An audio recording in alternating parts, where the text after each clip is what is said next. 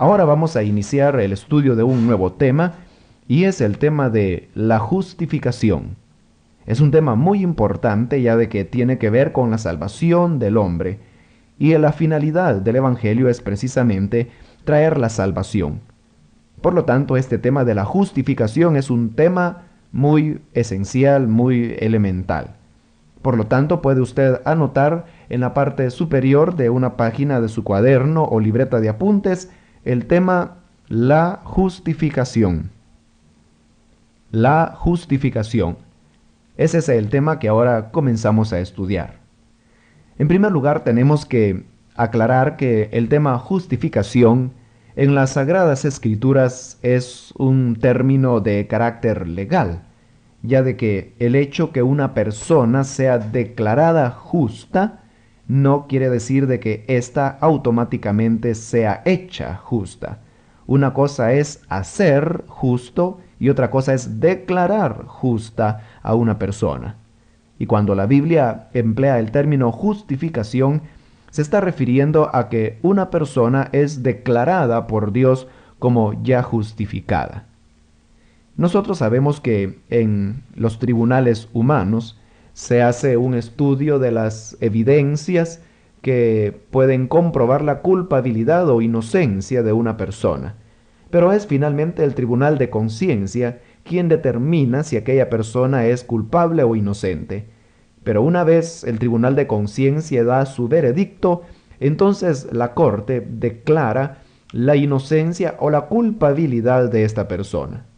Ahora, se han dado ya muchos casos cuando quizás el abogado acusador no fue lo suficientemente elocuente o lo suficientemente habilidoso y es como muchos hombres que realmente son culpables de crímenes quedan libres, son declarados inocentes cuando en realidad son culpables.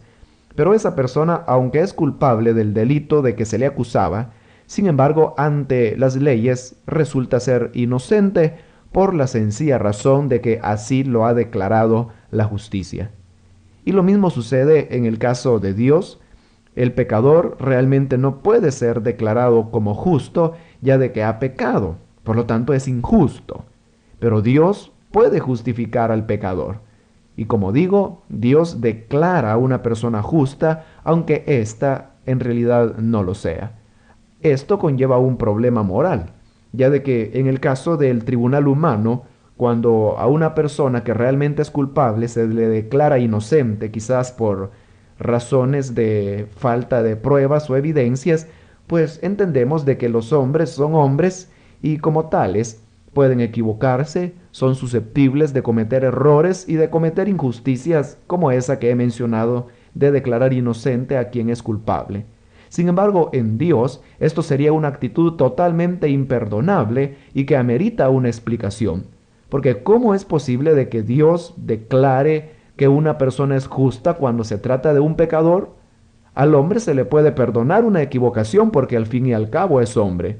Pero Dios es Dios, Él es perfecto y conoce todas las cosas y no puede ser engañado. Por lo tanto, aquí como digo, se presenta un problema moral y es de que cómo Dios puede declarar justo al culpable y seguir siendo Dios perfecto y continuar intachable en su integridad.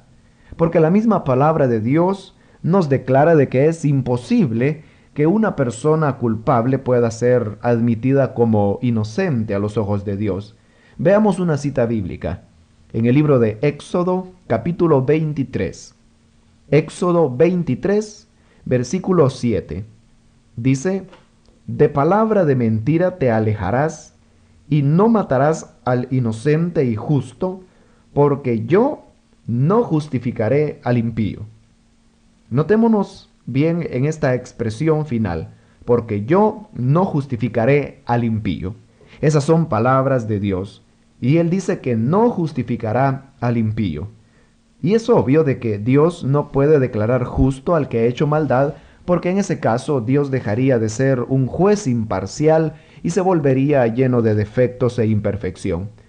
Pero a pesar de que Dios declara en su misma palabra que no justificará al impío, el hecho del Evangelio es de que Él declara justo al pecador.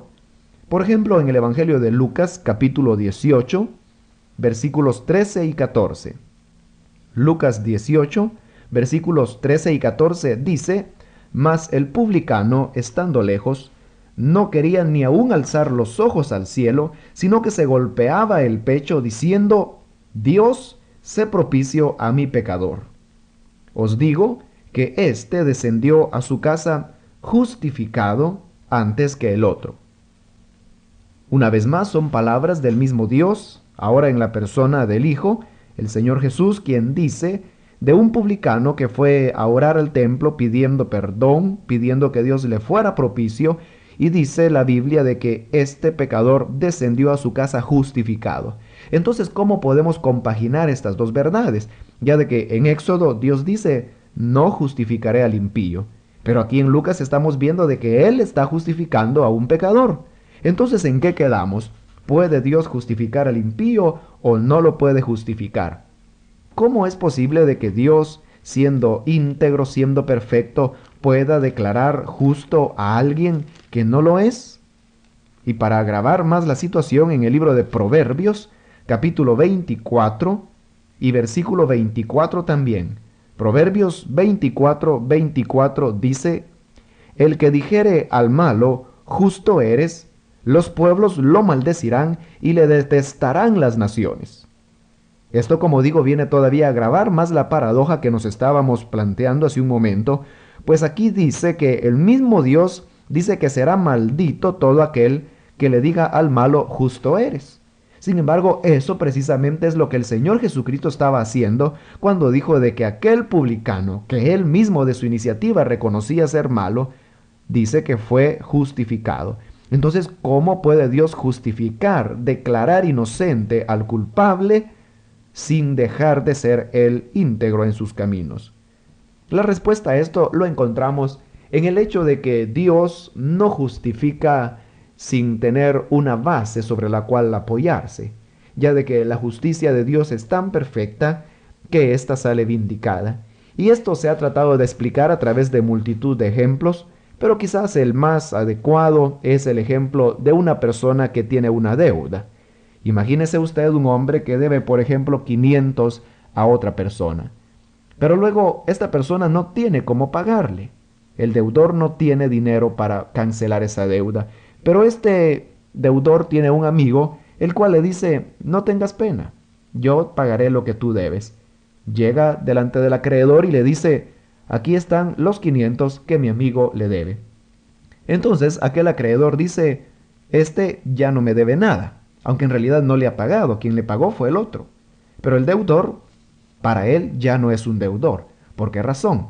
Porque ya se le canceló la deuda, aunque ciertamente no fue el deudor propiamente quien se la canceló, sino que su amigo. Sin embargo, para este acreedor, la deuda ha sido cancelada y por lo tanto aquel ya no es más un deudor, sino que es ya una persona solvente. Lo mismo sucede en el caso de Dios, que cuando Él lo justifica a un pecador, lo hace sobre la base de que la deuda ha sido cancelada ya. Y así como ese acreedor no puede acusar más de deudor al que le debía el dinero, pues otro amigo lo canceló ya, de la misma manera Dios puede declarar inocente al culpable toda vez de que otra persona cancele la deuda de pecado que esa persona tenía. Ahora sabemos de que eso es una realidad ya en la historia, pues la Biblia dice de que el Señor Jesucristo vino a morir el justo por los injustos. La Escritura dice de que la paga del pecado es la muerte. El pecado no se puede pagar con dinero, no se puede pagar con peregrinajes, con justificaciones humanas, con penitencias, sino que el pecado solamente puede ser cancelado por medio de la muerte. Ahora, el Señor Jesucristo murió en la cruz del Calvario, aunque sabemos de que Él no cometió pecado. Si la muerte es entonces una consecuencia del pecado, ¿por qué tuvo que morir Jesús si Él no había cometido pecado alguno?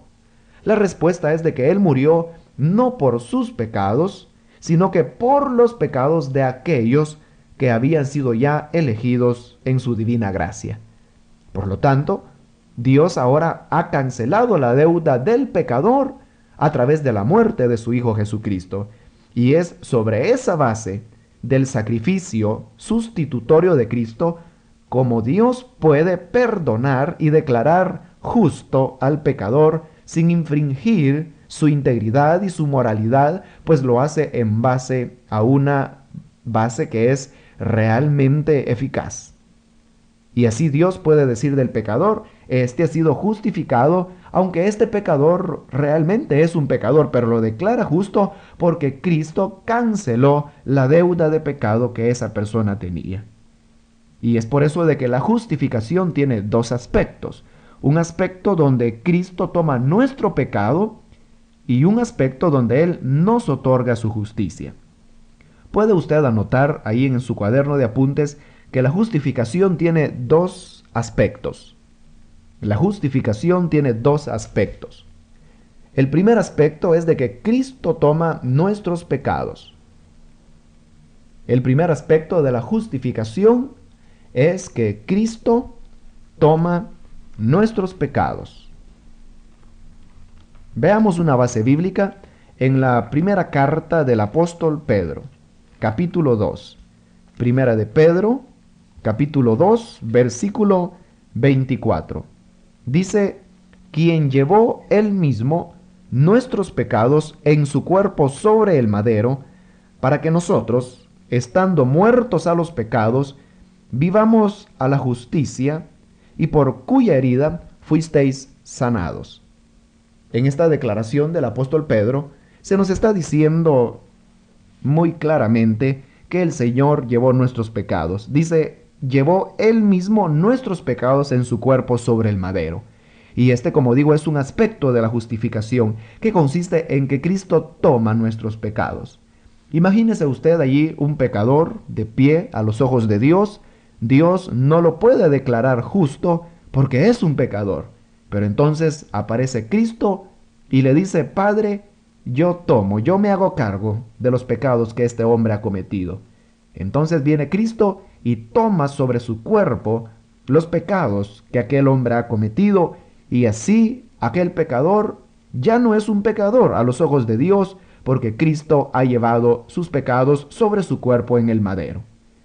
Luego la paga del pecado es la muerte, y Cristo muere en la cruz del Calvario, con lo cual las deudas, los pecados que ese hombre tenía, son pagados, son cancelados a los ojos de Dios, y es así como a los ojos de Dios esa persona ya no es un pecador, sino de que ha sido declarado limpio porque Cristo canceló su deuda. Pero es aquí donde interviene el segundo aspecto de la justificación. Y el segundo aspecto de la justificación es de que Cristo nos otorga su justicia. Puede usted anotarlo ahí en su cuaderno, la segunda característica de la justificación o el segundo aspecto de la justificación es de que Cristo nos otorga su justicia. Cristo nos otorga su justicia. Ese es el segundo aspecto de la justificación. No solamente Cristo toma nuestros pecados, sino que además de eso nos da la justicia que Él tuvo. Porque la Biblia dice que cuando el Señor anduvo por esta tierra, no hubo nunca engaño en su boca, que Él no hizo maldad. Y esa integridad, esa justicia, Dios nos la otorga cuando nosotros recibimos a Jesús como nuestro Salvador. Y esa es una verdad que nos está enseñada en la carta del apóstol Pablo a los Filipenses, capítulo 3. Filipenses 3, versículo 9 dice, y ser hallado en él, no teniendo mi propia justicia que es por la ley, sino la que es por la fe de Cristo, la justicia que es de Dios por la fe.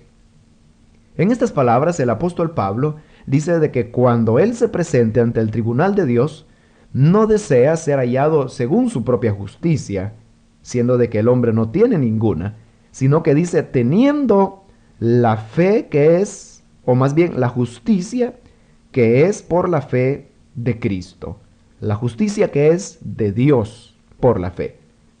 De manera que cuando una persona recibe a Cristo como su Salvador, no solamente Cristo le quita los pecados que ha cometido, sino que además le otorga la justicia que él tuvo. Y así a los ojos de Dios ya no aparecemos más como una persona pecadora, sino que ahora aparecemos tan justos como lo fue el Señor Jesucristo cuando anduvo aquí en la tierra. Esta misma verdad se nos enseña en la carta del apóstol Pablo a los romanos, en el capítulo 3. Romanos 3, versículos 24 al 26. Romanos 3, versículos 24 al 26. Dicen así: siendo justificados gratuitamente por su gracia, mediante la redención que es en Cristo Jesús, a quien Dios puso como propiciación por medio de la fe en su sangre, para manifestar su justicia, a causa de haber pasado por alto en su paciencia los pecados pasados, con la mira de manifestar en este tiempo su justicia, a fin de que Él sea el justo y el que justifica al que es de la fe de Jesús. Aquí vemos cómo el apóstol Pablo nos está explicando la operación de la justificación. Y dice de que Dios nos justifica gratuitamente por su gracia, imputándonos la justicia, otorgándonos la justicia que es en Cristo Jesús. Por lo tanto, tenemos aquí ya resumido lo que son los dos aspectos de la justificación. En primer lugar, de que Cristo toma nuestros pecados, y en segundo lugar, que Él nos otorga su justicia, nos otorga su santidad, nos otorga su inocencia. Entonces tenemos que, a través de esta doble base, Dios puede declarar inocente al pecador, puede declararlo justo, puede justificarlo, pero porque lo hace en base al sacrificio de Cristo, porque ese pecador, cuyos pecados han sido quitados por el Señor y a quien se le han otorgado la santidad y la justicia del Señor, no puede ser declarado culpable a los ojos de Dios, pues ahora ya no lo es. En base a la justificación, dice la Escritura que Dios pasa por alto los pecados pasados y en el presente manifiesta su misericordia, justificando por medio de la fe a los que han creído en Jesucristo.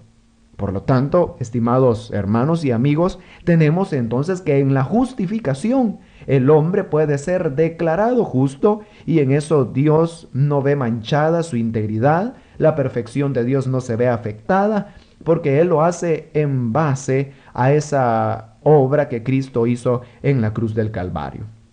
Por lo tanto, la justificación es otorgada gratuitamente al hombre, no por lo que él pueda hacer, sino que por lo que Cristo hizo en la cruz del Calvario al llevar nuestros pecados y otorgarnos su justicia por una gracia inmerecida. Así que la salvación proviene entonces como una dádiva del Señor. Nadie puede salvarse a través de sus propios esfuerzos o de sus propias obras, sino de que la salvación viene tan solo por ese don misericordioso del Señor. Esto, por supuesto, no excluye de que el hombre tenga una responsabilidad delante de Dios, ya de que todo privilegio, toda bendición, toda promesa conlleva siempre una responsabilidad, y lo mismo sucede con la justificación. Dios promete justificar a los que creen en su Hijo Jesucristo, pero también para que una persona pueda ser justificada, es necesario de que el hombre tenga una responsabilidad que cumplir. Y esa responsabilidad es creer que Cristo ha hecho lo que era necesario para la salvación de su alma. Esto es una verdad que se nos enseña en Romanos capítulo 5, versículo 1. Puede usted anotar que la justificación demanda una responsabilidad. La justificación demanda una responsabilidad. Y la responsabilidad del hombre para ser justificado es arrepentirse y depositar fe en el Señor Jesús. Romanos capítulo 5, versículo 1. Dice así: justificados pues por la fe, tenemos paz para con Dios por medio de nuestro Señor Jesucristo. Es un pasaje muy conocido y ahí se nos está enseñando que la justificación es por la fe. Pues dice, justificados por la fe, tenemos paz para con Dios. De manera que nadie puede ser justificado si no deposita su fe en Jesucristo. Y la misma verdad se nos enseña en Gálatas capítulo 2. Gálatas 2, versículo 16. Dice así: sabiendo que el hombre no es justificado por las obras de la ley, sino por la fe de Jesucristo. Nosotros también hemos creído en Jesucristo para ser justificados por la fe de Cristo y no por las obras de la ley. Por cuanto por las obras de la ley nadie será justificado. Este pasaje es muy claro porque 2 veces Pablo repite que la justificación viene por medio de la fe. No somos justificados, o sea, no alcanzamos la salvación a través de las obras. Notemos de que la idea común del mundo es pensar que la salvación se obtendrá a través del buen obrar. Y mucha gente sigue pensando de que cuando llegue el fin del mundo, habrá una balanza donde se van a pesar las obras buenas y las obras malas de las personas. Y que el que tenga más obras buenas entrará al cielo, en tanto que el que tenga más obras malas se irá al infierno.